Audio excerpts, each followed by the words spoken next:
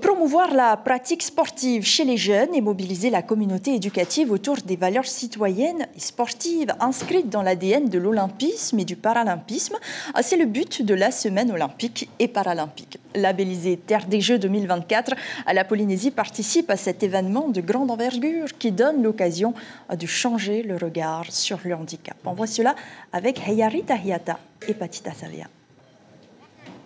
Faire du sport pour rester en bonne santé, c'est l'objectif de cette première journée du festival. En tournant dans les différents ateliers, les jeunes redécouvrent la culture polynésienne tout en pratiquant une activité physique. C'est une journée très instructive, ça nous apprend notre culture et surtout qu'on peut profiter d'être tous ensemble. Là, déjà ça, avant je ne le faisais pas chez moi. Mais parmi eux, quelques élèves pour qui les gestes simples sont plus difficiles. Il s'agit des élèves de l'IM-Pro de Taravao. Ils sont atteints de troubles cognitifs comme Yoram. C'est la première fois de sa vie qu'il essaye des échasses. La une fille m'a aidé. La jambe pour rester droit, le dos. Et je n'ai pas réussi. Et pour les inclure, ils sont mélangés aux autres élèves, l'occasion de tisser des liens et de s'amuser. C'est quoi ton atelier préféré? Qu'est-ce que tu as bien aimé?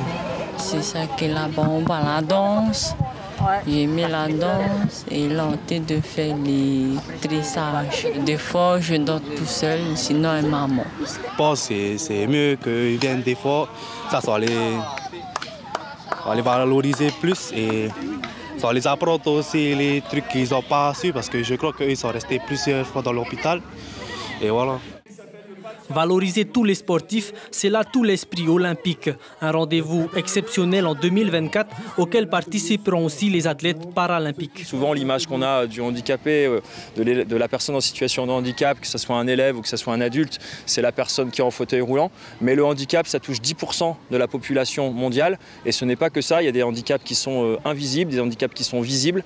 Et nous, voilà, l'idée c'est de se dire comment on va faire pour compenser, pour rendre accessible et pour permettre à tous de pratiquer en toute sécurité. Au total, c'est près de 4000 jeunes qui participent au festival jusqu'à jeudi. Un premier test avant une seconde édition de plus grande ampleur l'année prochaine. L'information en continu sur Polynésie la première, Internet et réseaux sociaux.